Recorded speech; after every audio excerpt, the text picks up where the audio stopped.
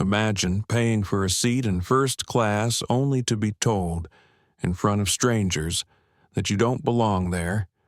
Imagine the silence of those around you, the sting of humiliation, and the quiet fire that builds when your dignity is stripped away.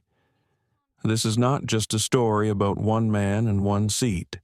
It is about Cassian Holt, a powerful CEO who boarded a plane expecting an ordinary flight and instead walked into an ordeal that would shake an entire industry.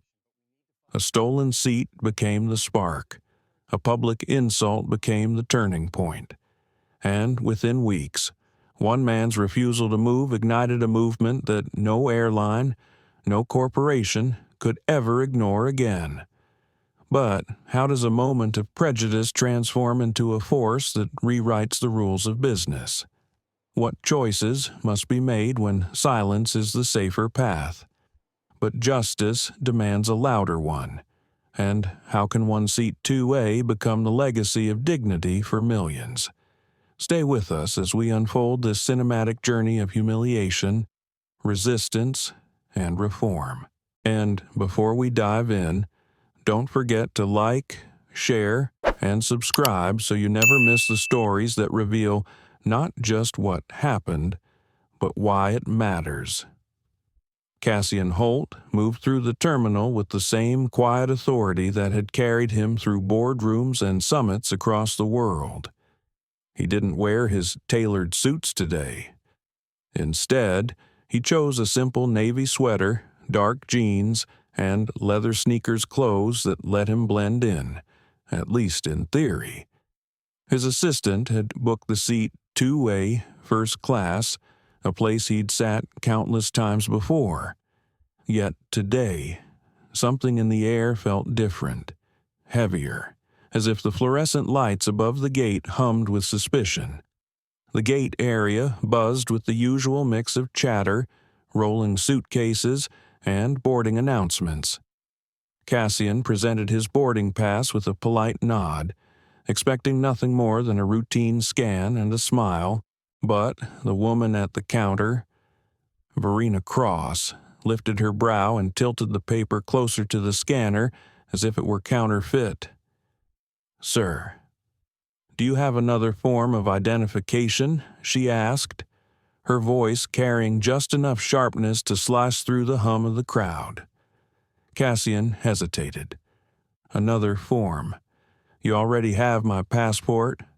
It's just, we need to verify," she said, glancing quickly toward her supervisor, Dorian Pike, who stood with arms folded, scanning the line like a hawk.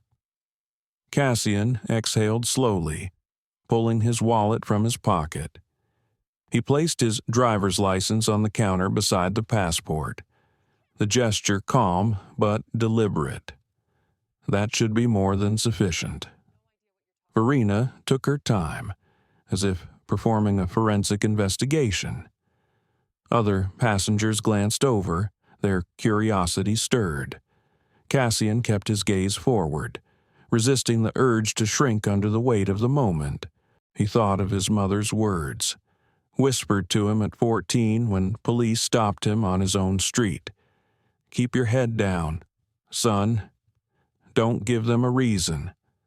Finally, the scanner beeped green. Verena's lips pressed into a thin smile, but it was a smile without warmth. "You may proceed." Cassian walked down the jet bridge, his grip on the handle of his carry-on firm. He stepped into the cabin, the smell of leather seats and brewed coffee wrapping around him. First class was a sanctuary of hushed voices and clinking glasses, a different world from the crowded terminal. He found seat 2A, window side, set his bag down, and let his body ease into the cushion. It should have been the end of the tension, but it wasn't. Moments later, Lawrence Whitford entered, a tall man in an expensive gray suit with the kind of confidence that filled any space he walked into. Lawrence paused at 2A, glanced at his own ticket, and then at Cassian. "This is my seat," Lawrence said, his tone flat, as though Cassian were merely a placeholder. Cassian sat straighter. "No, it's mine." 2A. He raised his boarding pass, steady in his hand. Before Lawrence could respond, Verena appeared again, flanked by Supervisor Dorian Pike. "Mr. Whitford is correct," Verena said briskly.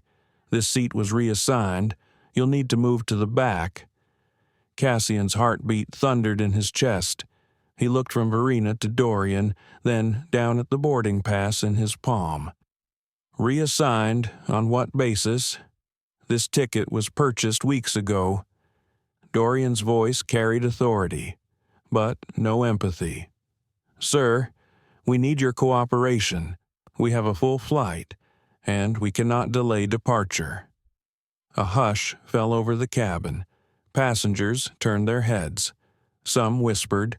Others looked away, pretending not to notice.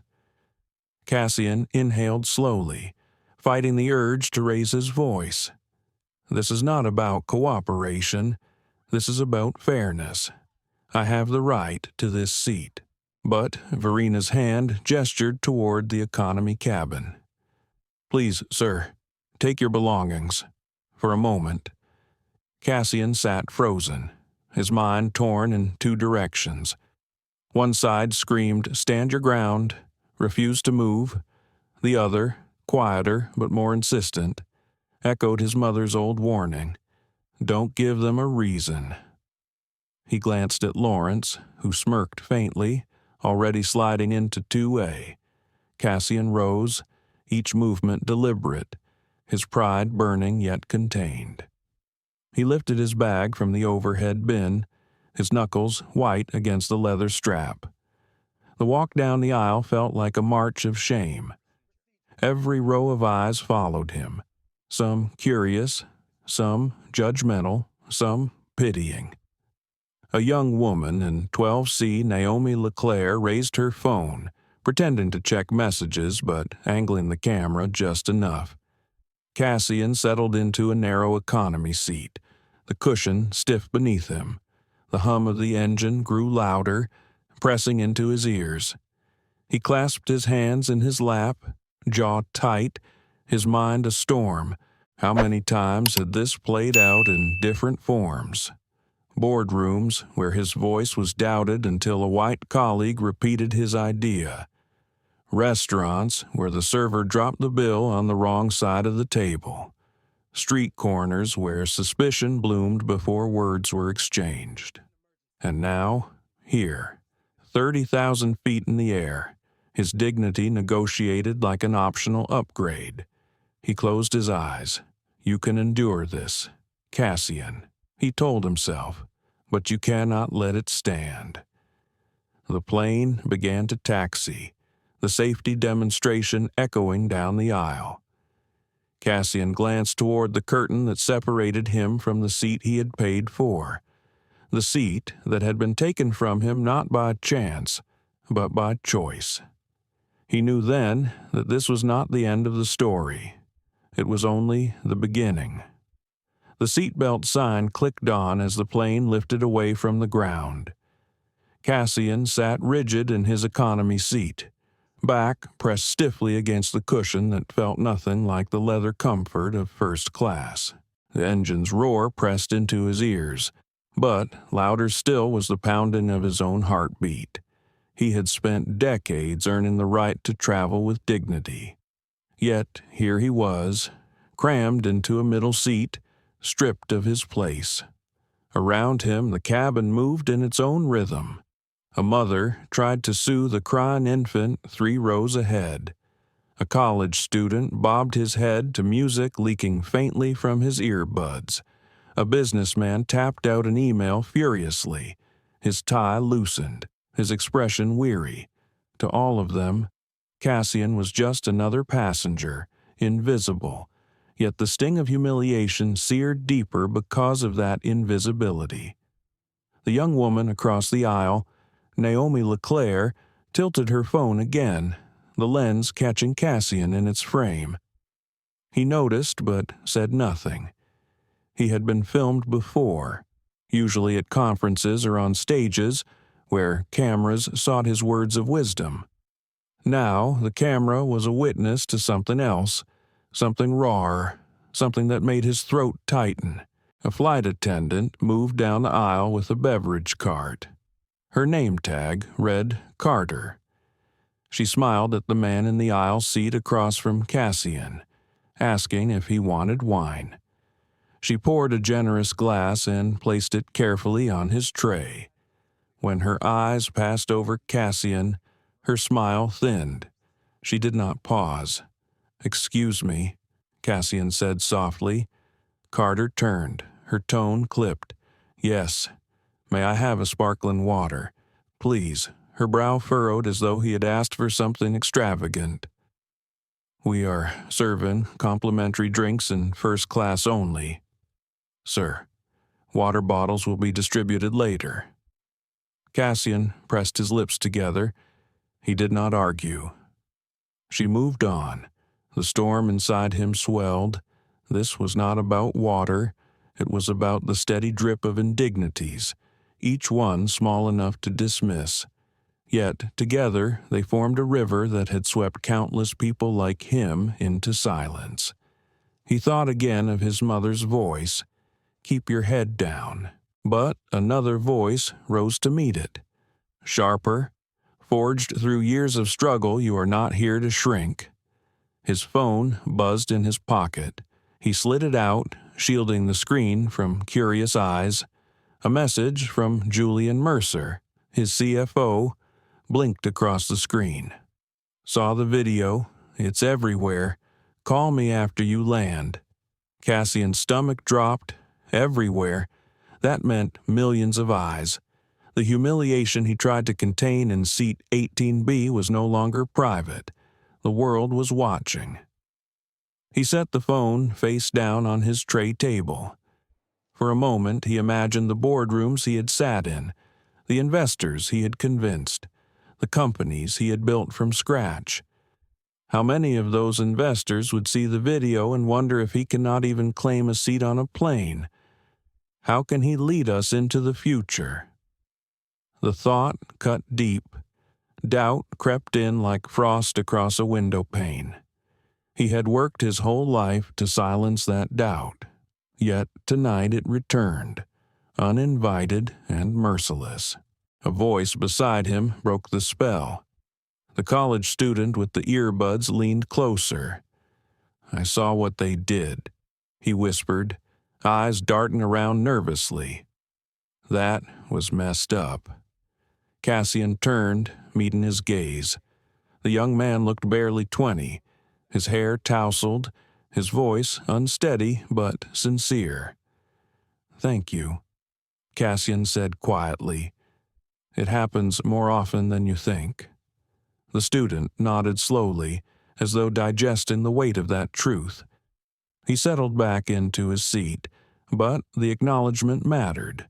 For the first time since the humiliation began, Cassian felt less alone. The flight dragged on, each minute stretched thin by discomfort. When the attendants served meals in first class, the scent of warmed bread and seared chicken drifted back through the curtain. Cassian's stomach growled, but no tray came his way. He closed his eyes, forcing himself to breathe, to steady the tempest inside. He thought of his father, a man who had worked in steel mills until his hands were raw. His father had never flown in first class, never known the sting of being denied it. Yet he had carried himself with the same quiet pride Cassian tried to embody now. His father had once told him, "The measure of a man is not how loudly he shouts, but how firmly he stands when the world tries to move him." Cassian held on to that. He would not shout, not yet, but he would stand. The plane descended into night. The cabin lights dimmed, passengers dozed, the storm of engines steady outside. Cassian remained awake, his mind circling. Should he confront Verena Cross when they landed? Should he call the airline's customer service line? knowing it would bury his complaint in automated apologies, or should he leverage the tools no one expected him to wield? The influence built not from noise, but from decades of achievement. His chest tightened. If he unleashed that influence, the consequences would ripple far beyond this flight. Jobs could be lost. Stock values could plummet. Entire divisions could collapse. Was it fair to bring that weight down over a single seat? But then he remembered the look on Lawrence Whitford's face as he slid into 2A, smirking with the assurance that nothing and no one would challenge him. That smirk was not about one seat. It was about a system that allowed it to happen. The seatbelt sign dinged again as turbulence rocked the plane gently. Cassian gripped the armrest, his decision forming like steel in a furnace. He would not let this pass. He would not shrink back into the shadows. The humiliation might have begun in silence, but the response would not remain there. Naomi LeClaire, across the aisle, lifted her phone once more. She glanced at Cassian, her eyes soft, then returned to her screen. He realized she was broadcasting again, sending his silent endurance to countless unseen watchers. For a brief second, Cassian felt exposed, but then he understood her lens was not a threat. It was a mirror, reflecting the injustice back to the world. He straightened in his seat, shoulders back, jaw set. If the world was watching, let them watch. He would show them what dignity under fire looked like. The cabin quieted into slumber, but inside Cassian Holt, the storm gathered strength, preparing for the battles yet to come. Cassian Holt sat motionless long after the plane landed. The other passengers stood, pulling bags from the overhead bins, stretching and murmuring about connections. He stayed seated, staring at the seatbelt buckle across his lap. His body felt heavy, as though the weight of the entire flight pressed down on him. He wanted to disappear into the crowd, to slip away unseen, but he knew already that the world had seen him. His phone buzzed again, dozens of notifications stacked on the screen, mentions, tags, headlines. The video Naomi LeClaire had streamed from row 12 was everywhere now.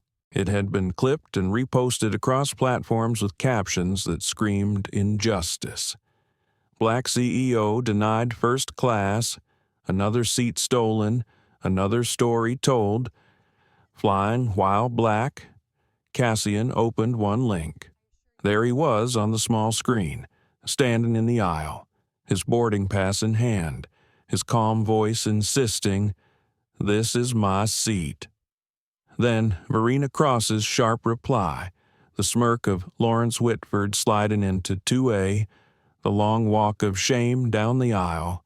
The camera lingered on his back as he disappeared into the rows of economy. The video had more than 2 million views in just a few hours. Comments streamed beneath it, some outraged, some dismissive, some cutting deeper than he wished to admit. He scrolled, reading fragments. This is every day for us. Proof that money doesn't buy dignity if your skin is black. He should have refused to move. Stop playing the victim. Airlines reassign seats all the time. Lawrence Whitford is my boss. Figures. Cassian shut off the screen. His chest burned. The humiliation he had felt alone in that cabin now belonged to millions of strangers dissecting his every move. He could almost hear their voices whispering in his ear.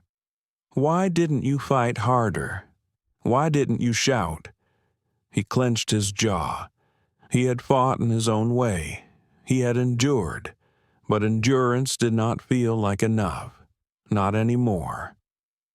Outside the aircraft door, Verena and Dorian stood with polished smiles, greeting passengers as they disembarked. When Cassian reached them, Verena's smile faltered for the briefest moment. Dorian's eyes flicked to the floor. They both knew. The storm was already out of their control. Cassian gave them no words. He walked past, his steps measured, his expression unreadable. By the time he reached baggage claim, his phone had rung 3 times. Julian Mercer, his CFO, finally caught him. "Cassian, it's everywhere," Julian said, his voice tight. "CNN, Bloomberg, even late-night shows are playing clips. Investors are calling. The board wants answers." Cassian's throat felt dry. "Let them call. I'll answer soon enough. This could hit the stock." Julian warned, "Tech Innovate cannot look weak, and right now the narrative is that you were humiliated and walked away. I walked away to fight differently." Cassian said, "Trust me, Julian, this isn't over." The next morning, Cassian woke to the sound of his name on the news. Anchors debated the incident over footage of him clutching his boarding pass. Some praised his composure, others questioned his silence. His inbox overflowed with interview requests. Civil rights groups reached out, offering support. Former classmates and colleagues sent texts of solidarity. But amid the support came doubt. One message, anonymous, landed like a knife.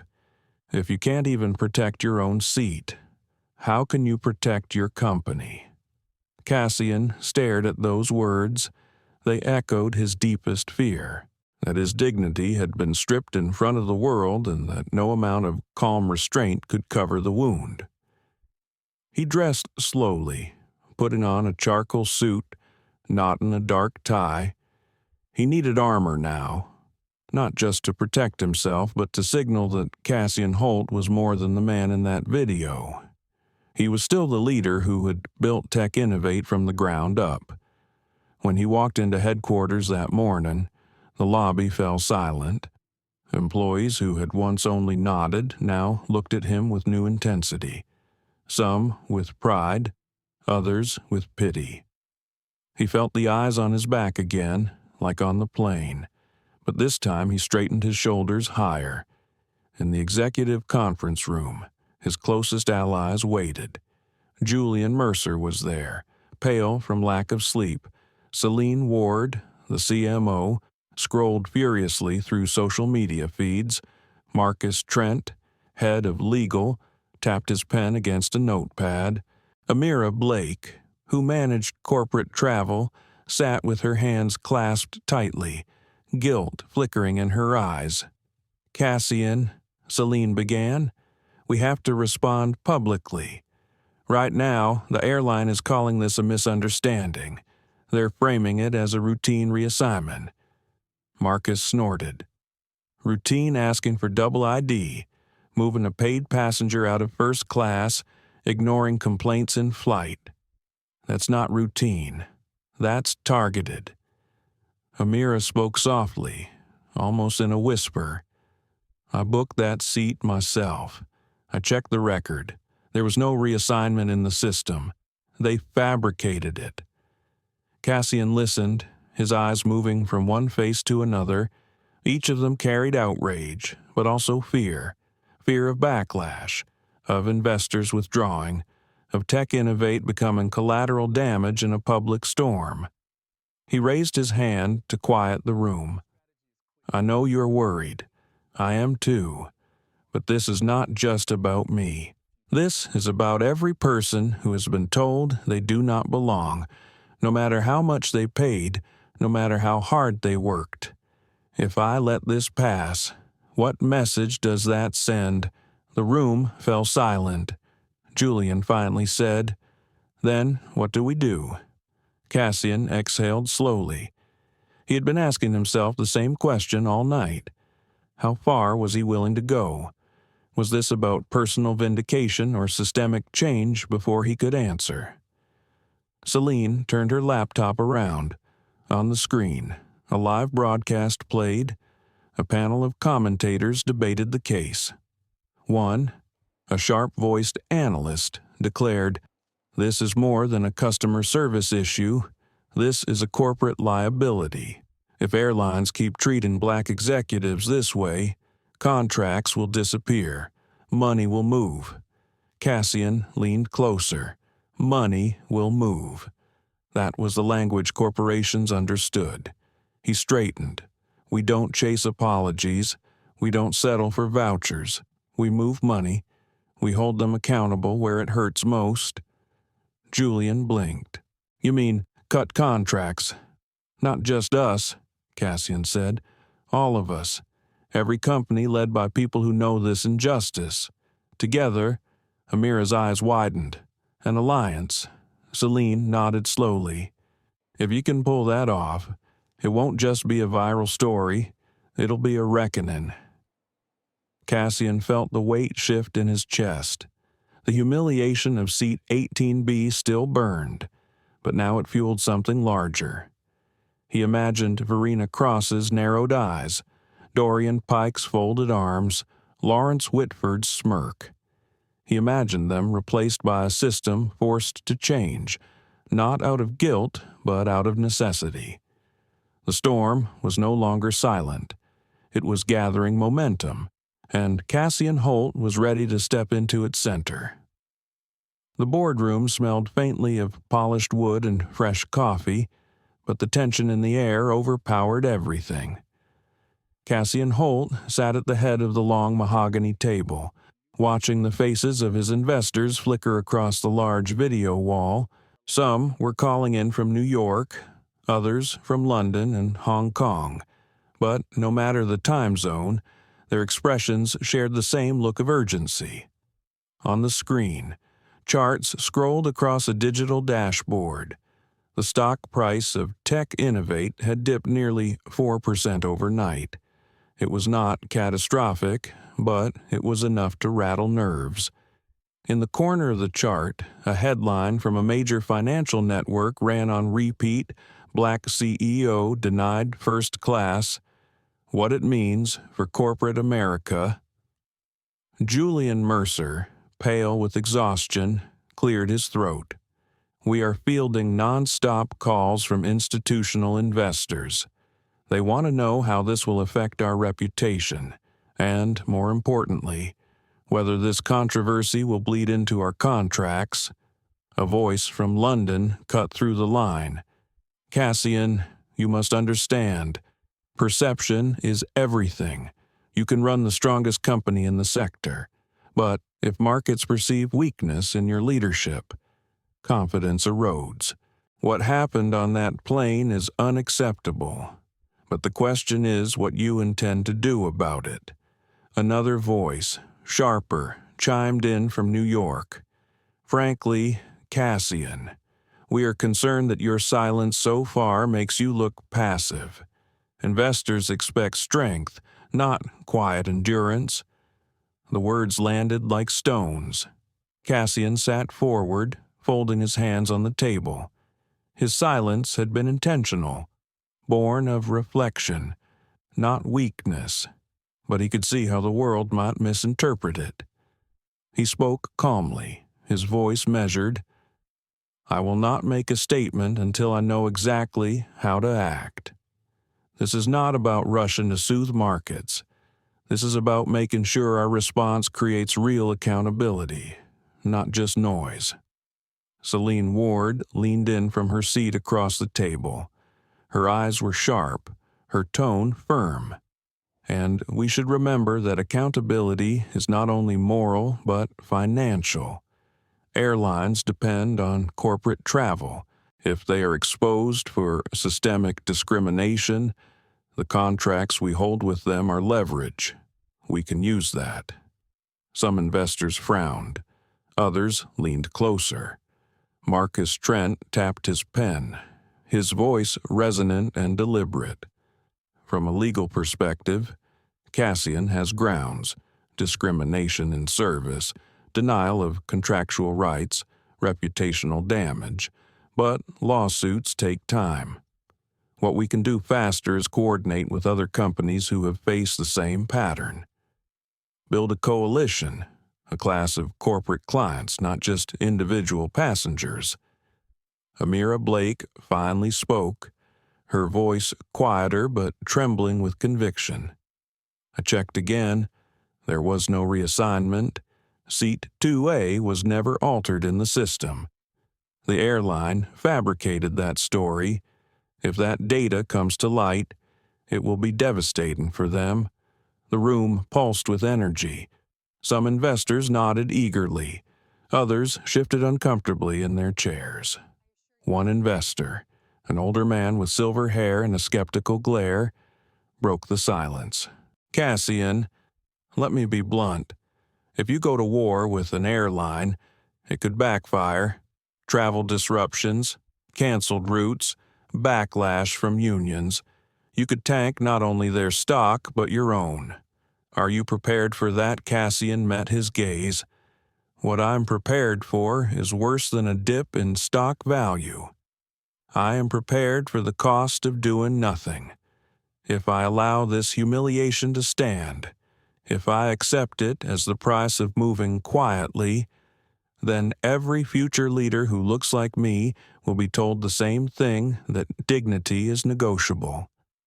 I refuse to negotiate mine." His words hung in the air. The investors shifted again, but this time with a different kind of unease. It was not the unease of doubt, but the unease of realizing that Cassian's resolve would not bend to short-term market calculations. Julian leaned closer, lowering his voice though the microphones carried every word. "Cassian, we need a plan. The narrative is slipping. If you let the airline shape it, they will frame this as a misunderstanding and the world will move on. If you shape it, you can turn humiliation into power." Cassian pressed his fingertips together, his mind racing. He could hear the questions bouncing in his own head. Should he focus on repairing his own image, or should he widen the lens to expose the system? Should he demand an apology, or demand reform? Should he act as one man or rally many? The doubt twisted inside him. He thought of his father again, steel dust clinging to his work shirts, telling him to stand firm. He thought of his mother, warning him to keep his head down. Which path honored them both? Which path honored himself? His eyes lifted to the screen. "We're not here to debate whether this happened. The video speaks for itself. The debate is how to respond. I intend to respond with strategy, not outrage. Outrage fades, strategy endures." Celine nodded, her face glowing faintly in the blue light of her laptop. "Then let's start building the message now. We don't frame this as a personal slight. We frame it as a structural issue. Tech Innovate stands for dignity, equality, and accountability. If we demand those values in our technology, we must demand them in the services we purchase." Marcus leaned forward, and we make it clear. This isn't about race alone. This is about corporate partners treating our executives with the same respect regardless of who they are. Investors understand that. They understand risk mitigation. They understand reputational liability. The silver-haired skeptic sighed but said nothing. His silence was not agreement, but it was not defiance either. It was calculation.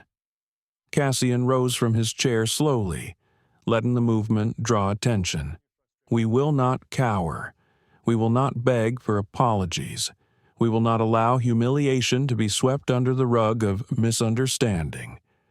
We will act, and when we act, it will not be just for me. It will be for everyone who has been told they do not belong." For a long moment, no one spoke. The only sound was the faint hum of the projector. Then Julian broke the silence. Then it settled. "We begin." Cassian nodded. The humiliation of Seat 18B was still a raw wound, but now it was more than pain. It was fuel. The investors wanted reassurance. He would give them something more powerful. He would give them a strategy that shook the foundations of an industry. As the meeting ended, screens flickering dark, Cassian lingered at the head of the table. He looked out the window at the city skyline, lights blinking against the morning haze. He could feel the storm outside growing stronger, and for the first time since the flight, he was not afraid of it. He was ready to step directly into it. The executive suite on the 12th floor had never felt so much like a battlefield. Cassian Holt stood at the head of a smaller table now, this time not surrounded by investors but by the inner circle he trusted most. The air was thick with urgency, the blinds drawn, the walls lined with screens showing live coverage of the story that refused to die. Julian Mercer paced by the window, tugging at his tie. Celine Ward scrolled rapidly through social feeds, her sharp nails clicking against the glass of her tablet. Marcus Trent leaned back, arms crossed, the posture of a man calculating every possible move. Amira Blake sat closest to Cassian, her hands folded so tightly the knuckles had turned white. Cassian studied them, then spoke with a calmness that came not from lack of fear, but from discipline. We are no longer reacting. We are planning. This is not about repairing an image. This is about changing a system. And to do that, we need a strategy as deliberate as any product launch we have ever done. Celine's eyes flicked up. Then let us build the message first. The world sees a man humiliated on a plane. We need to show them something bigger than one man's humiliation. We need to show them a pattern, a culture. Marcus nodded, and we can make that case legally. This is not an isolated error. It is systemic discrimination. If we can demonstrate precedent, we can open them up to liability far greater than one lawsuit. Julian stopped pacing, his voice rough. But lawsuits take months, sometimes years. Investors are not patient. They want action now. That is where the third pillar comes in, Cassian said. He leaned forward, pressing his palms against the table. Money. Airlines live and die by corporate travel contracts. If we align with other companies, we can withdraw that business until they are forced to act. One contract will sting. 20 contracts will cripple. The word cripple hung heavy in the room. Amira spoke softly, almost apologetically. I booked your seat, Cassian. I keep thinking about it. If they had honored the system, none of this would have happened. The thought that they fabricated the reassignment haunts me. Cassian turned his gaze toward her. Do not carry that guilt. Amira, you did your job. They chose to humiliate me because of who I am, not because of what you did. What matters now is how we respond. Her eyes glistened, but she nodded. Celine leaned forward, her tone urgent. If we want the message to land, we cannot wait for the airline to move. We shape the narrative ourselves. We call this what it is, an assault on dignity, not just your dignity, Cassian, but the dignity of every traveler who has been told they don't belong. That word, dignity, will resonate.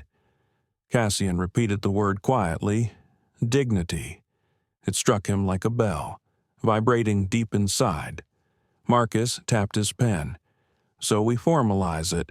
3 prongs: legal action to expose liability, media strategy to shape the narrative, economic leverage to force reform. A war fought on all fronts. Julian exhaled sharply. It sounds good on paper. But, Cassian, let me ask you, are you ready to follow through? Because if we do this, if we actually go to war with them, there is no turning back. We could bring down an airline, thousands of jobs, entire routes. Is that the kind of collateral you're willing to accept?" The question hit like a blade.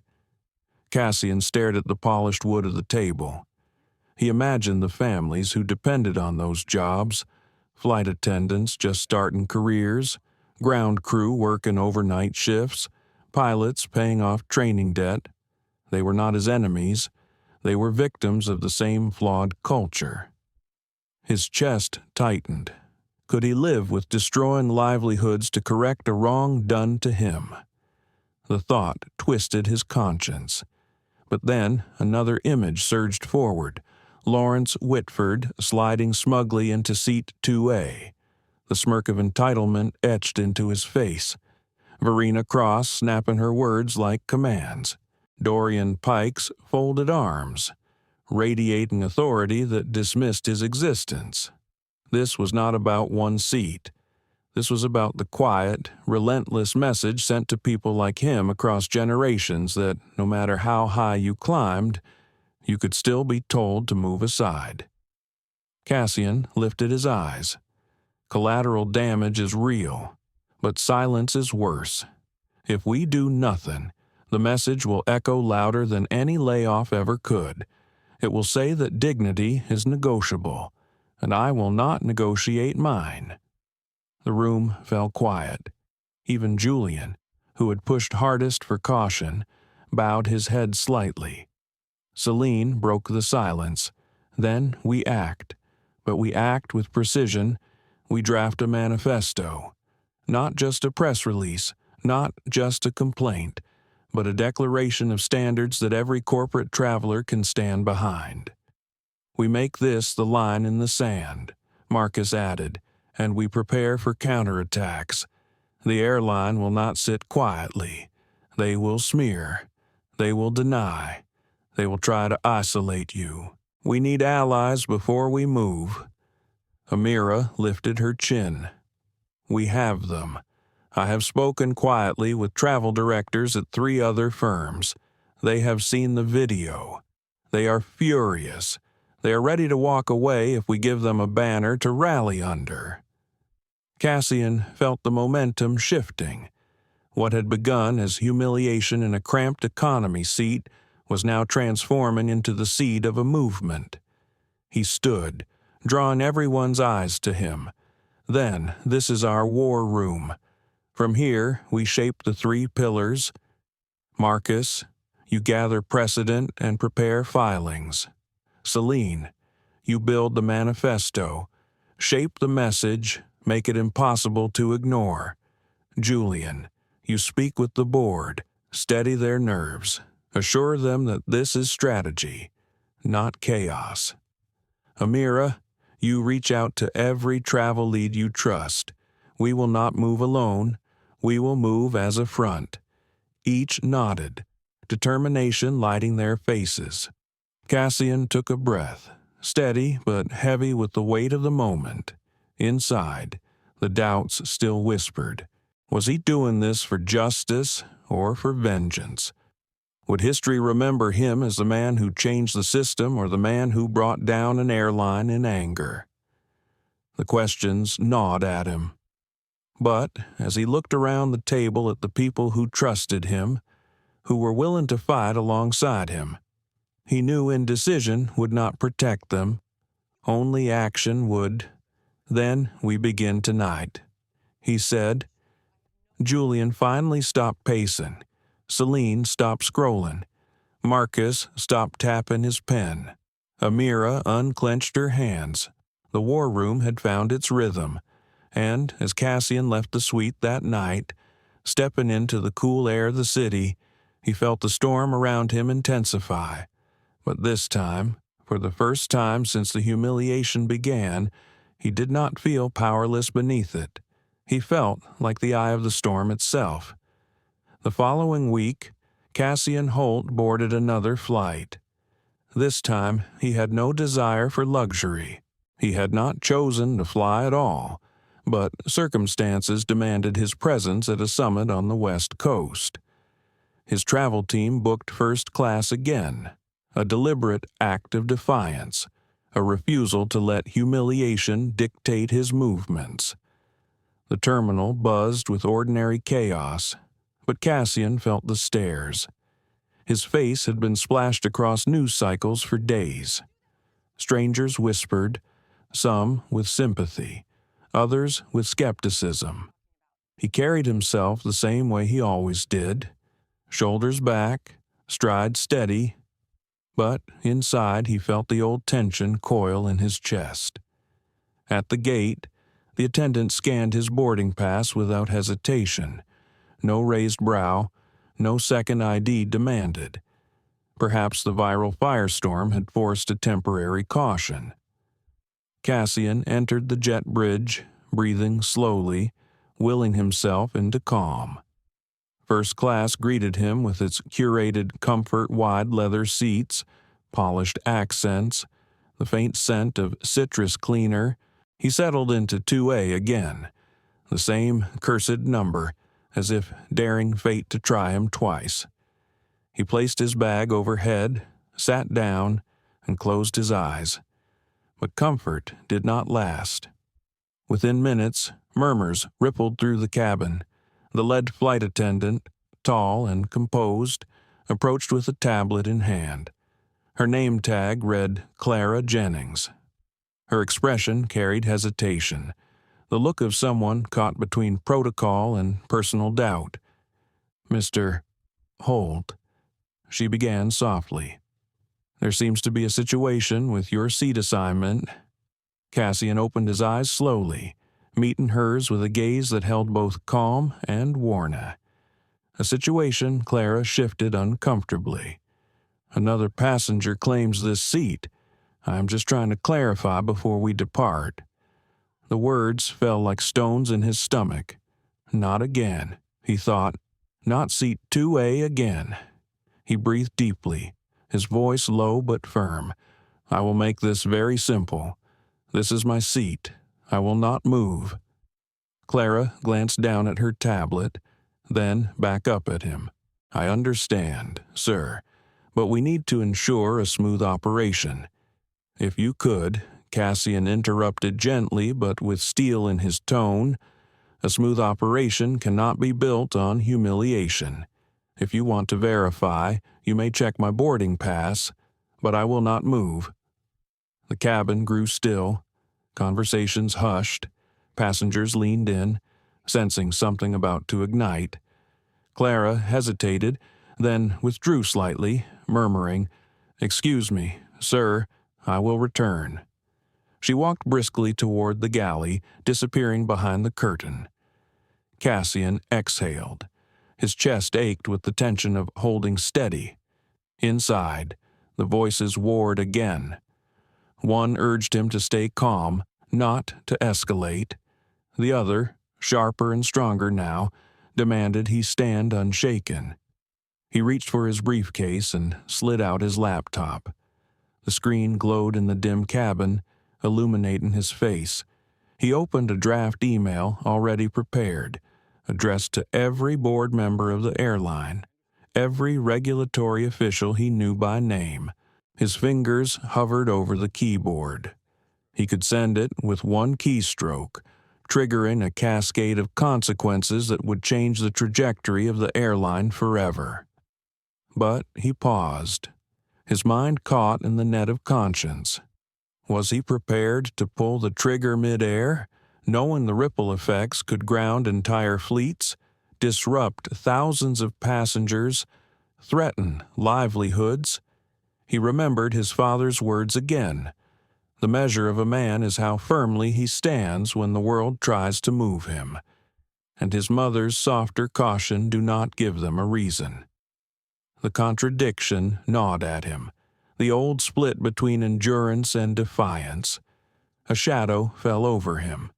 Clara had returned, this time with another man in tow, the purser, a middle-aged figure with graying temples and a calm but cautious expression. His name badge read Robert Hayes. "Mr. Holt," Hayes said quietly, "I apologize for the confusion. We just want to ensure everything is correct. Please allow me to check." Cassian handed over his boarding pass without a word. Hayes scanned it, the tablet confirming with a chime. He looked at Cassian, then at Clara, his expression firm. "This is his seat," Hayes said. "End of discussion." Relief washed through the cabin like an exhale. Clara's cheeks flushed. She muttered something about misunderstanding and retreated. Cassian sat back, heart still pounding. For the first time in a long time, someone within the system had chosen to do the right thing. But the sting remained, the reminder that his belonging was still up for debate, even when proven on paper. As the plane taxied, he reopened the laptop. He did not send the email yet, but he added one line to the draft, a line that crystallized the storm inside him. "They will test me again, and when they do, I will not merely defend myself, I will defend everyone who has ever been told to move aside." The engines roared, lifting the plane into the night sky.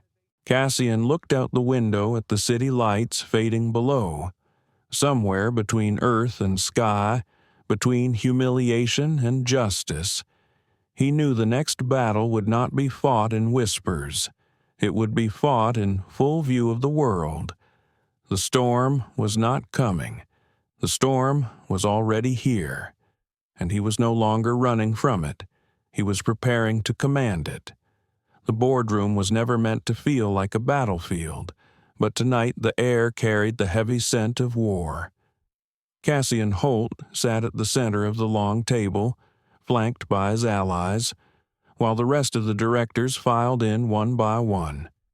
The polished wood gleamed under recessed lights. The skyline glittered beyond the glass, and yet the atmosphere was brittle, ready to snap. The airline incident had not faded. Instead, the video continued to ripple across the globe.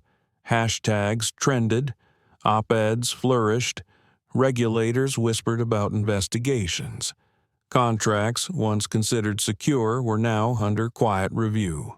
For every ally who rallied behind Cassian's dignity, another investor whispered that his stance was reckless.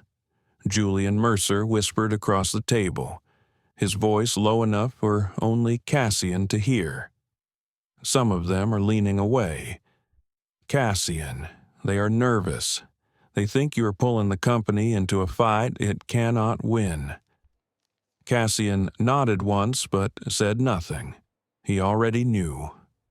The chair at the far end creaked as Edward Langford, a board member with a reputation for pragmatism bordering on cynicism, cleared his throat. His silver hair caught the light as he leaned forward. "Cassian," he began, voice sharp, "we are not here to debate what happened on that plane. The world has judged it already. We are here to ask what your insistence on escalation will cost us, because make no mistake, it will cost us." A murmur of agreement followed. Celine Ward straightened in her seat, her eyes flashing. What will cost us more is silence. If we shrink back now, we align ourselves with complacency. That is not who we are, and that is not what this company was built on. Edward's gaze turned icy. What this company was built on, Ms. Ward, is innovation, not crusades. If Mr. Holt wishes to wage a personal war against an airline, he can do so as an individual, but as CEO. He drags us all into it. The words struck like a blade. Cassian felt the eyes of the board pivot to him. His pulse throbbed in his ears. He could sense the fracture lines forming, widening. Marcus Trent leaned forward, his voice steady, with respect. "Edward, this is not a personal war. It is a structural issue. If an airline can fabricate a reassignment to humiliate a black executive, what assurance does any corporate partner have that their people will be treated fairly? This is risk management. This is liability mitigation. This is business. Another director, Dr. Leora Bennett, spoke next. Her presence was quiet but powerful. Her years of work in civil rights given her words weight. Cassian is not seeking vengeance. He is seeking reform. And reform is not antithetical to business. It is essential to its survival. If we cannot stand for dignity, what do we stand for? For a moment, silence followed. Cassian looked around the table, meeting each pair of eyes.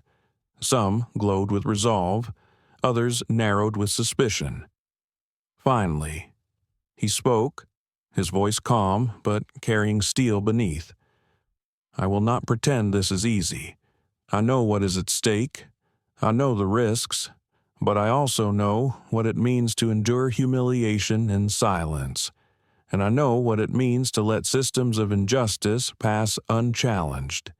If we do not act, then every board, every company, every leader who looks like me will see that silence is the safer path, and that is a path I refuse to pave. The words echoed in the stillness. Julian's jaw tightened. We have already mapped the strategy: legal filings to establish precedent, media campaigns to shape the narrative, economic leverage through corporate travel contracts. This is not recklessness. This is calculated. But Edward's voice cut through again, colder than before. Calculated or not, the markets do not reward crusaders. They reward stability. I warn you. Cassian, if this continues, you will not only fracture this board, you may fracture this company. The tension in the room snapped like glass. Voices rose, overlapping. Some directors argued that dignity was a universal value worth defending. Others claimed Cassian was gambling with billions. The room became a storm of clashing visions. Cassian sat back, his face composed but his chest burning. He had expected resistance, but the ferocity of it pierced deeper than he had imagined. Inside, the old voices returned, whispering. His father urging him to stand, his mother urging him to keep his head down. The boardroom noise swirled around him, but the battle raged within. Was he risking too much? Was he dragging too many into his fight? Or was this the very moment he had been called to, the one he could not abandon without betraying himself? At last he rose, his movement silencing the room. He looked each director in the eye, his voice deliberate, paced for weight. I do not ask you to stand behind me blindly. I ask you to see clearly. This is not about one man and one seat. This is about the dignity of every person who travels, who works, who dares to believe that their worth is not negotiable. If you choose silence, then you choose complicity. I cannot force you to share this burden, but I will carry it, with or without you. The room stilled. Edward's lips pressed into a thin line, but he did not speak. Doctor. Bennett inclined her head slightly, her voice calm but resolute. I stand with you. Cassian, Celine added. So do I. Marcus's pen tapped once against the table. Always. Julian hesitated, then nodded firmly. We began this together. We finish it together. The fracture had not healed, but lines had been drawn. Cassian could feel it. The board was no longer one body. It was divided, fissures running deep. Some would fight with him, others would resist at every turn. As the meeting adjourned, the directors filed out, their voices hushed but urgent.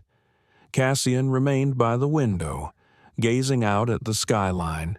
The city lights flickered like embers, and he knew the firestorm ahead would burn brighter still. His reflection in the glass stared back at him, eyes heavy with the weight of choice. He whispered softly, so only he could hear. You will not shrink, Cassian. Not now. Not ever. And though doubt still gnawed at him, resolve burned hotter. The cracks in the boardroom were real, but through those cracks, light could also enter. The night stretched long across the city, but inside Cassian Holt's private office, the lights burned bright. The glass walls framed the skyline, towers glittering against a velvet sky. But Cassian's eyes were fixed on the glowing screen in front of him. Dozens of video call windows filled the display, each framing a familiar face executives, founders, and CEOs who had answered his call. Some wore suits, others appeared in casual sweaters at home offices, but all of them carried the same intensity in their eyes. These were men and women who knew what it meant to be doubted, dismissed, underestimated. Tonight, they were united by a shared anger, and, perhaps for the first time, a shared vision. Julian Mercer sat at Cassian's right, scribbling notes on a legal pad. Celine Ward positioned herself near the monitor, ensuring every word landed clearly. Marcus Trent leaned back, listening intently, while Amira Blake managed the flow of messages streaming in from those who could not attend live. Cassian rose slowly. His voice was calm, but beneath it was the rumble of something larger, something ready to break free. You all know why we are here. The incident on that plane may have happened to me, but it belongs to all of us. It is not about one seat. It is about the constant reminder that no matter how much we achieve, there are still those who believe we do not belong. The faces on the screen nodded, some solemn, some fierce. He continued, "We have power, not just personal power, but collective. Each of us controls contracts, investments, partnerships worth billions. Alone, they can ignore us. Together, we cannot be ignored." A woman in a red blazer leaned forward. "Cassian, you are saying we boycott, not a boycott." Cassian corrected. "A declaration, a coalition of executives who refuse to accept discrimination as a cost of doing business. We will not only withdraw our contracts from those who fail to reform, but we will redirect them to companies that prove they value dignity. We will reward justice as much as we punish injustice." The room of digital faces buzzed with voices. Some agreed instantly. Others hesitated. One man with salt and pepper hair shook his head. "You are talking about billions in leverage. Cassian, do you know the kind of disruption this could cause?" Cassian met his gaze through the screen. "I do. And I also know the disruption of humiliation. I know what it does to a person to be stripped of dignity in front of strangers. Which disruption is worse to live with?" The silence that followed was heavier than any argument. Dr. Leora Bennett's voice, calm but resolute, cut through. "Cassian is right. This is not just strategy. This is survival. We cannot keep telling young leaders to rise, to climb, only to watch them pushed back down at the gates of power. If we do not draw a line now, when will we?" Celine tapped the screen, her voice firm. "We call it the Executive Equity Initiative. EEI. A network of leaders who will hold corporations accountable. If they want our business, they must meet our standard. No more empty apologies, no more token gestures, real reforms or real consequences." The phrase settled like a spark catching dry tinder. Faces lit up across the screen. Someone whispered, "EEI," and the acronym began to ripple from square to square. Marcus Trent added, "From a legal standpoint, EEI can be structured as a consortium. We coordinate contracts, we publish standards, we make compliance measurable. If they fail, they lose our business. It is enforceable. Julian, still cautious, raised a hand. We should be clear. This will provoke retaliation. Airlines will lobby against us. Regulators may try to paint this as collusion. We must prepare. Cassian nodded. We will prepare. But let them come, because for once, we will not be on the defensive. For once, we will dictate the terms. The energy shifted. What had begun as hesitation now surged into momentum. Executives leaned in, volunteering their resources. A tech CEO from Atlanta pledged her legal team. A finance leader in Los Angeles promised to mobilize media contacts. A logistics founder offered to map the contracts most vulnerable to pressure.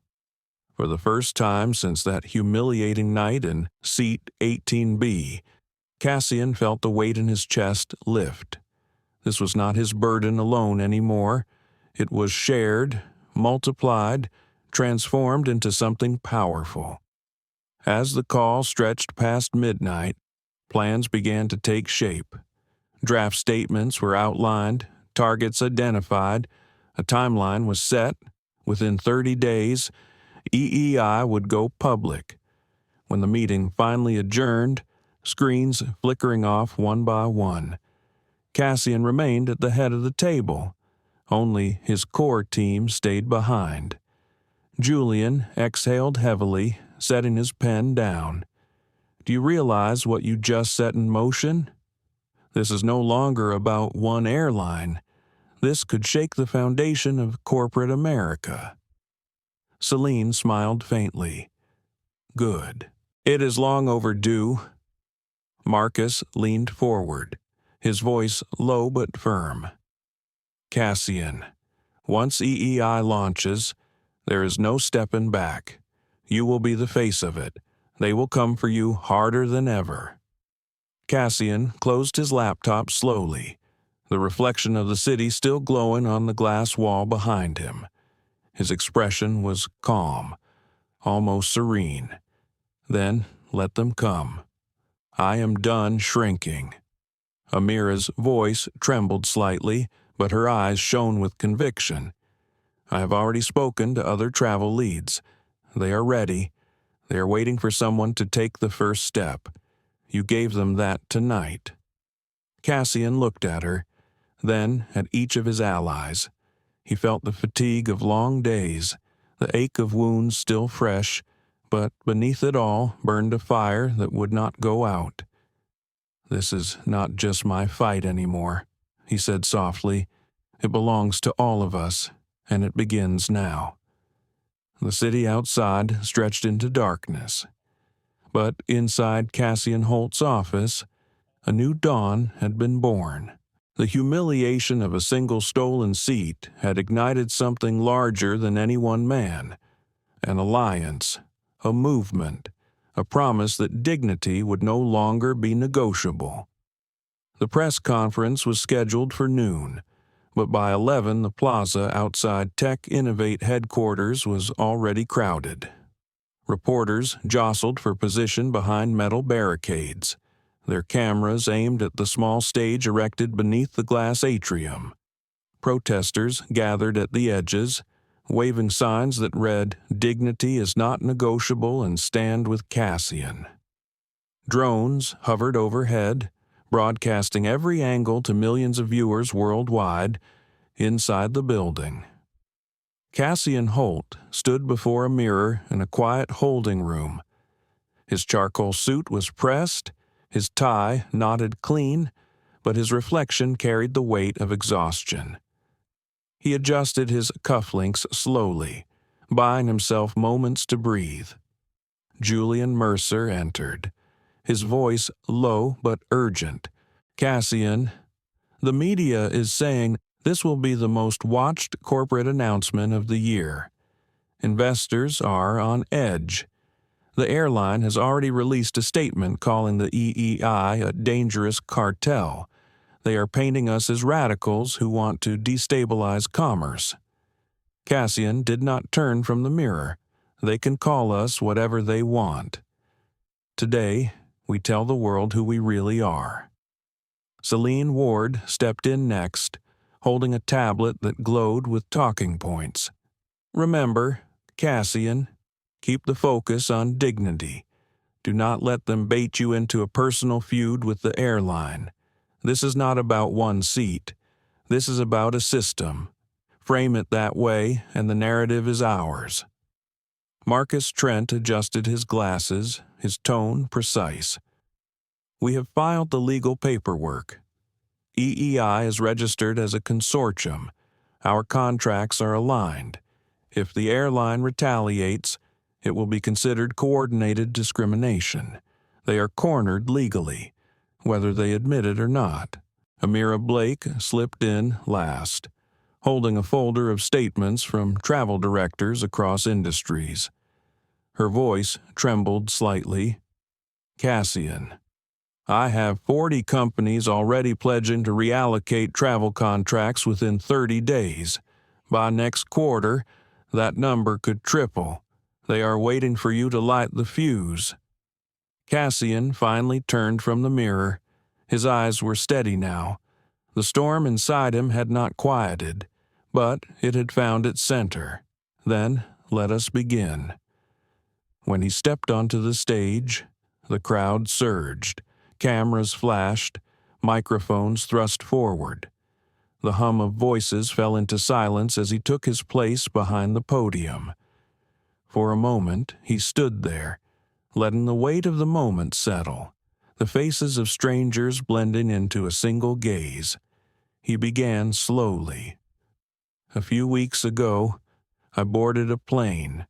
I boarded as a paying passenger with a valid ticket in a seat I had earned. But what happened on that flight was not about one seat. It was about a message that said, no matter what you achieve, no matter what you build, your dignity can still be stripped away. The crowd stirred, reporters leaning closer. Cassian continued, his voice calm but resonant. That message is not new. It has been whispered for generations. But today, we answer it. Not with silence, not with acceptance, but with action. He gestured behind him to a screen that lit up with the bold letters, Executive Equity Initiative. EEI is more than a statement. It is a commitment. A coalition of leaders across industries who refuse to accept discrimination as the cost of doing business. We will not reward injustice with contracts. We will not purchase services from those who humiliate our people. We will not negotiate dignity. Dignity is the baseline. Dignity is the price of entry. Applause broke out at the edges of the crowd, quickly spreading, swelling until the plaza pulsed with it. Cassian's voice grew firmer. The airline that humiliated me called this a misunderstanding. They called it routine, but we know the truth. The truth is that routine discrimination is still discrimination, and misunderstanding does not strip a man of his seat, his worth, his presence. Prejudice does. He paused, letting the silence carry his words deeper. From this day forward, EEI will hold corporations accountable. We will demand reforms, transparent complaint systems, independent audits, training that does more than check boxes. And we will reward those who meet the standard with our loyalty, our contracts, and our billions. We are not here to destroy. We are here to rebuild, better than before. Reporters shouted questions, but Cassian raised a hand for calm. You may ask if this is radical. You may ask if this is dangerous. But I ask you this. What is more dangerous, holding companies accountable, or allowing discrimination to remain unchecked, which destabilizes commerce, more justice or injustice? The plaza erupted again, cheers rising louder than questions. Cassian lowered his voice now, soft but piercing. This is not about me. This is about every person who has been told to move aside. Every traveler forced to prove they belong. Every executive who has endured humiliation in silence. Today, silence ends. When he stepped back from the podium, the crowd thundered. Reporters shouted over each other. Protesters raised their signs higher. Phones lit up as hashtags exploded across screens worldwide. Back inside, the team gathered around him, their faces a mixture of awe and relief. Celine clasped his arm. "You shifted the narrative. Cassian, the world will not forget today." Julian still looked pale, but his eyes gleamed with something new. He realized this could force not just one airline, but the entire industry to bend. Cassian removed his tie, exhaling slowly, then let them bend, because we will not. Hours later, the footage of the speech dominated every channel. Analysts debated the economic impact. Politicians weighed in, some praising EEI, others condemning it as dangerous overreach. The airline's stock tumbled by 10% in a single day. Corporate travel managers across the country began pulling contracts, citing reputational risk. But in living rooms and offices, on buses and in classrooms, ordinary people shared the video not for its financial implications, but for its human one. They repeated Cassian's words in hushed admiration. Dignity is the baseline. Dignity is the price of entry. The reckoning had begun. The storm that Cassian Holt had unleashed did not settle quickly. Within a week of his press conference, markets were roiling.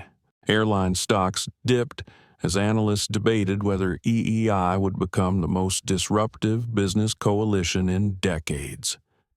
Commentators called it everything from a revolution to a reckless gamble. And yet, beneath the noise, something profound began to happen. Contracts moved.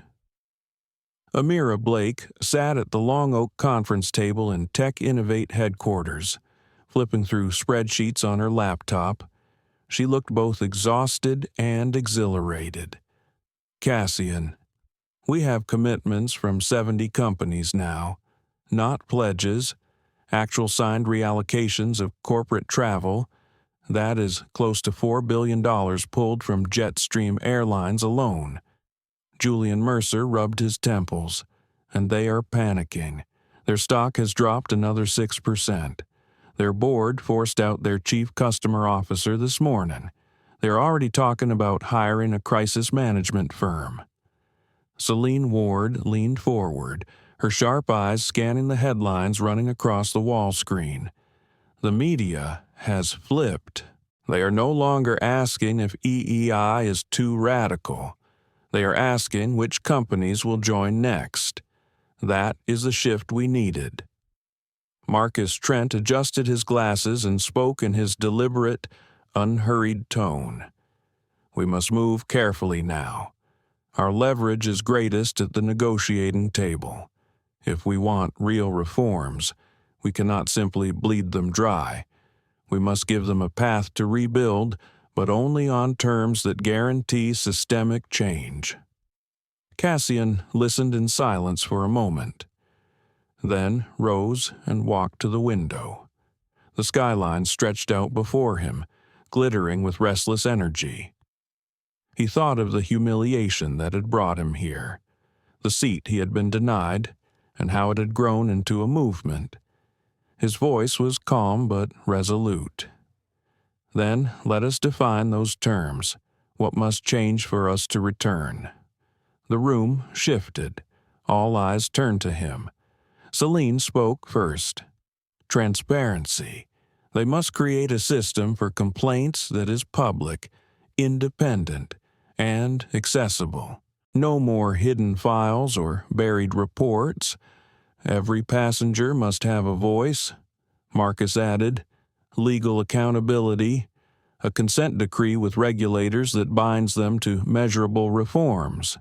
training programs that are not cosmetic but continuous, annual reports audited by outside firms. Amira looked up from her laptop, her tone softer but no less firm. Representation. Their leadership teams are barren. If they want to rebuild trust, they must diversify from the ground up. Not token hires, but structural inclusion. Julian, ever the financier, tapped his pen against the table. And metrics. Tie executive bonuses to bias reduction and passenger satisfaction. If they want to prove change, make it hit their wallets. Cassian turned back to them. Good. Draft it all. We will present it not as demands, but as a charter, a framework for rebuilding, and we will make it public. Let the world see exactly what justice looks like. The days that followed were relentless. Meetings stretched late into the night. Lawyers crafted precise language. Designers built sleek visuals. Celine orchestrated messaging with the finesse of a conductor leading an orchestra. Amira managed a constant stream of calls with travel directors eager to join. Julian steadied nervous investors with patient explanations. And Cassian, in every moment, carried the weight of it. In quiet pauses, he wrestled with his doubts. Was he asking too much? Was he risking collapse for the sake of principle? The voices returned, his father's defiant strength, his mother's cautious endurance, pulling him in opposite directions. One night, alone in his office, Cassian stared at the final draft of the charter. His eyes lingered on the opening line. We believe dignity is not negotiable. We will not fund systems that strip it away. We will only partner with those who build it into the core of their service. He read it again and again, the words vibrating in his chest. This was more than a contract. It was a mirror held up to an entire industry. The following week, the EEI charter was unveiled in a packed auditorium. Executives from dozens of companies signed the massive digital display projected behind Cassian as he spoke. Cameras flashed, reporters scribbled furiously. This charter, Cassian declared, is not about punishing one airline. It is about setting the standard for all. Any corporation that wishes to serve us must meet these terms. Not because we are powerful, but because every human being deserves dignity in their journey. The applause that followed was thunderous. Within days, other airlines began reaching out quietly, testing the waters. Some offered preliminary reforms, hoping to secure contracts. Others resisted, insisting EEI was overreaching. But Jetstream, the airline at the heart of the storm, could no longer remain silent. Their stock had lost nearly a quarter of its value. Their reputation was battered daily on every news cycle. An emergency message arrived late one night. The Jetstream board requested a meeting with Cassian Holt and the EEI leadership team. Julian read it aloud, his voice tinged with disbelief. They are asking to negotiate. They want to explore the charter. For a long moment, the room was silent. Then Cassian spoke, his tone steady. Good. We will meet them, but we will not bend. They will rebuild on new terms, or they will not rebuild at all. The stage was set. The humiliation of a stolen seat had become a negotiation table where billions hung in the balance. For Cassian, this was no longer just about one man's dignity. It was about proving that dignity could be written into the very contracts that governed commerce. And as he prepared for that meeting, he knew the true battle was just beginning. The boardroom at Jetstream Airlines felt like a fortress under siege. Heavy curtains were drawn, shutting out the skyline. Security guards lingered at the edges. as if the walls themselves could not keep out the storm battering their company. At the far end of the polished mahogany table, the Jetstream directors sat rigid, their faces pale from weeks of public fury. Cassian Holt entered with his team. He carried no entourage beyond Julian Mercer, Celine Ward, Marcus Trent, and Amira Blake. Yet his presence filled the room with more weight than the dozen directors combined. The silence that followed his entrance was so taut that every footstep echoed like a gavel. Edward Langford, once skeptical on Cassian's own board, now sat across from him, brought in as a consultant by Jetstream. His eyes carried the hard gleam of someone who had underestimated the storm and now feared drowning in it. The chair of Jetstream's board, Margaret Klein, broke the silence first. Her voice wavered, though she tried to steady it. "Mr. Holt, thank you for meeting with us. We recognize mistakes were made. We are prepared to offer an apology and compensation to put this matter behind us." Cassian's gaze did not waver. An apology is a start. Compensation is irrelevant. What matters is change. We are not here to negotiate a settlement. We are here to establish justice. Margaret shifted uncomfortably. Justice is a broad word. What exactly do you mean? Celine leaned forward, her voice sharp as glass. We mean transparency, training, accountability, and measurable reforms. We mean a commitment that this will not happen again to anyone. Ever. Marcus slid a folder across the table. Here is the EEI Charter. Review it. These are the standards every airline and service provider must meet if they want our business. Independent complaint channels, external audits, diversity mandates, executive accountability tied to compensation. Nothing less will be accepted. One director scoffed. "You are asking us to hand over the keys to our company." Cassian spoke then, his tone steady, but his words carried the force of a verdict. "No, I am asking you to build a company worthy of trust. You lost that trust when you allowed prejudice to masquerade as protocol. If you want to rebuild, you will do so on new terms." The silence that followed was broken by Edward Langford. His voice was lower now, the arrogance drained. "Cassian, they will resist. These terms, they will say it is impossible." Cassian leaned forward. His voice dropped, calm and deliberate. "The only impossible thing is pretending the old system still works. You are bleeding contracts. You are bleeding reputation. If you do not change, you will bleed out entirely. I am not here to destroy you.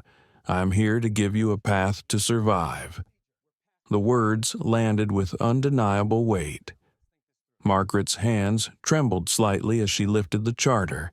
She skimmed the pages, her eyes darting, her lips pressing thin. At last, she exhaled. "If we agree, what guarantees do we have that you will support us again?" Amira spoke softly, her voice carrying quiet conviction. "We are not vindictive. We are principled. Meet these standards, and we will not only return, we will champion you as the first airline to rebuild on dignity, the first to lead instead of lag. You will not just recover, you will set the model." For the first time, hope flickered in the room. Julian added the final weight. "Refuse, and you collapse. Agree, and you rise stronger. The choice is yours." The directors exchanged uneasy glances. Some leaned back, defeat etched across their faces.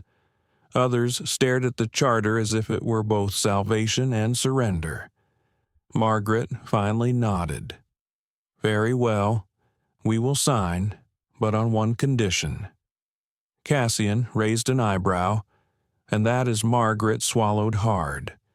That you stand beside us when we announce it. The public must see this is not humiliation, but partnership. We cannot survive if this looks like defeat alone. Cassian considered her words. The old voice in him, the one carved from years of humiliation, urged him to let them suffer, to let the world see their shame. But another voice, quieter yet stronger, reminded him that justice was not about vengeance. Justice was about restoration. He spoke slowly. If you meet these standards fully, I will stand beside you, not because you deserve my shield, but because the world deserves a model of what change looks like. The relief in the room was palpable, though tempered by the enormity of what they had agreed to. As Cassian and his team left the Jetstream headquarters, the night air felt different.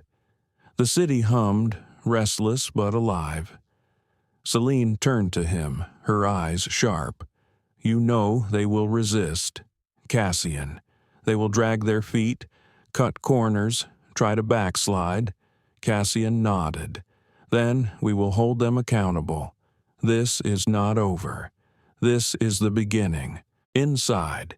His thoughts turned again to the faces of those who had watched him humiliated on that plane. The whispers, the smirks, the silence. He had carried their weight for weeks.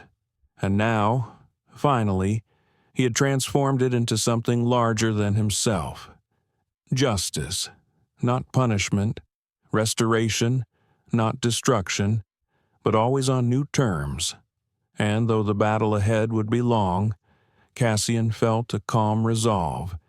For the first time since that fateful flight, he believed the system could be rebuilt. Not perfect, not flawless, but better. The announcement came on a bright morning, broadcast live from a hangar transformed into a stage. The massive Jetstream logo loomed behind the podium. But this time it was flanked by something new, the emblem of the Executive Equity Initiative. Cameras from around the world crowded the floor, lights hot and unrelenting, reporters buzzing with anticipation. Cassian Holt stood at one side of the stage. His presence was calm, dignified, unyielding. Margaret Klein, chair of Jetstream's board, stood opposite, her face pale but resolute. Between them stretched the fragile bridge that had been built from humiliation, fury, negotiation, and resolve. The audience hushed as Cassian stepped forward. His voice carried with a clarity that silenced the murmurs.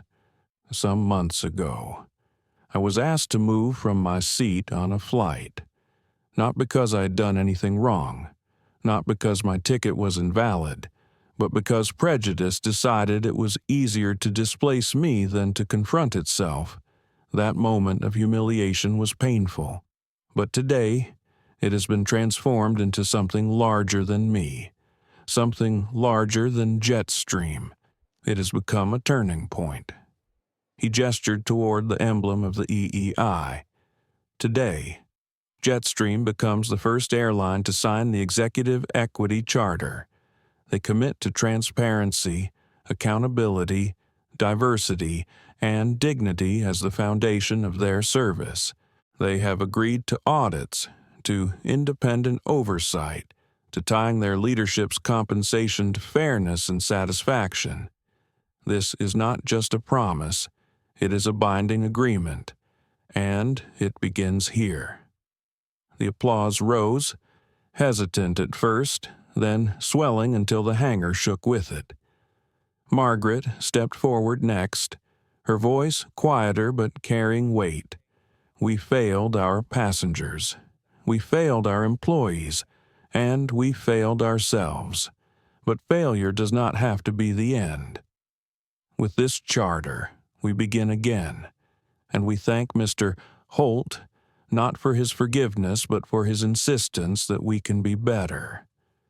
She turned slightly toward him, and though her smile was small, It was genuine. Cameras flashed. The signing ceremony commenced. Pens etched names onto digital screens. In that moment, the partnership was sealed. For Cassian, it was not triumph that filled his chest, but something steadier. Relief, hope.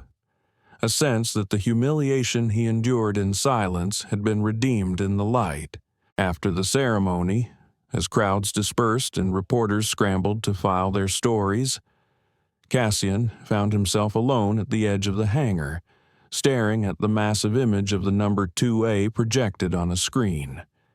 He let the memory wash over him the indignity of being told to move, the sting of silence around him, the fire that burned when he refused. That seat, that moment, had become the crucible that forged everything that followed. Amira Blake joined him quietly.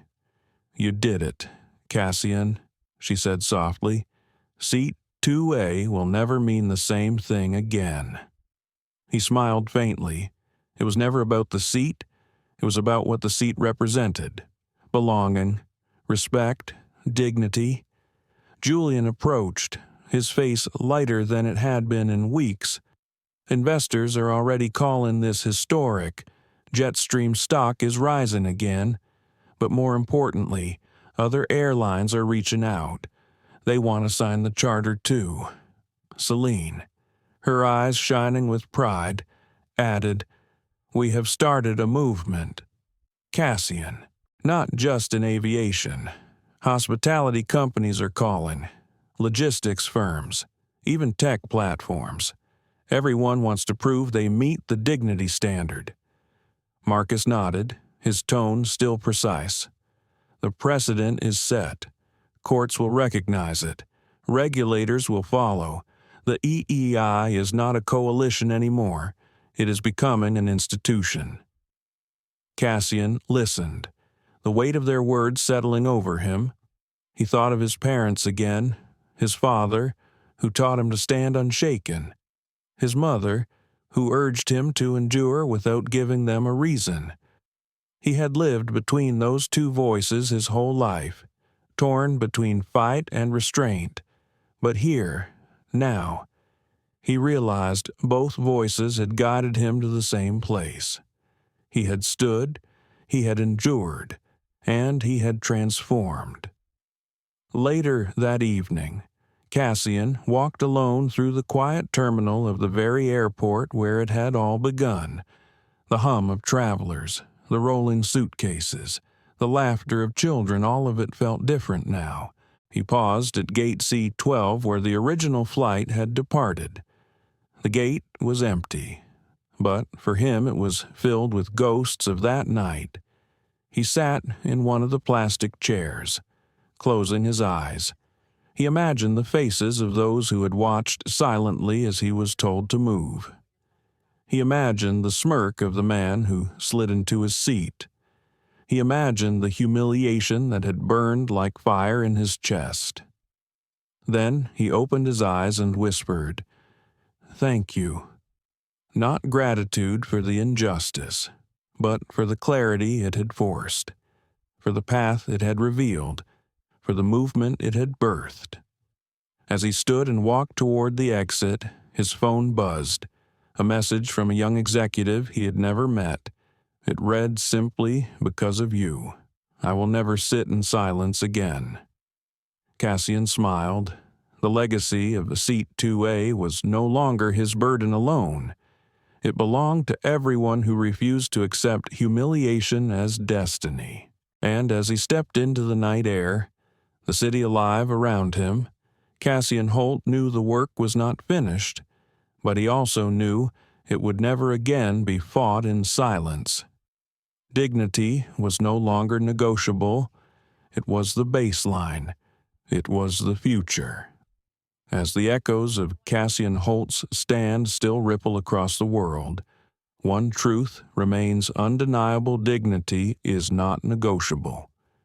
What began as a single moment of injustice on a plane became a catalyst for change, proving that when one voice refuses to shrink, Entire systems can be rebuilt. We are left with questions that reach beyond aviation. How often do we stay silent when we should speak? How many lives are shaped by the simple act of being told to move aside?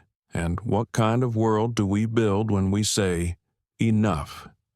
This story is not just about Cassian, it is about all of us. It is a reminder to treat each person with respect, to challenge injustice wherever it hides, and to believe that change is possible when courage meets compassion. Let us carry that message forward with love, with strength, and with resolve, because every seat, every space, every life deserves dignity. If this story moved you, please like, share, and subscribe. Your support helps us bring more stories of truth, justice, and humanity to light, and together we can ensure the next chapter is written with respect for all.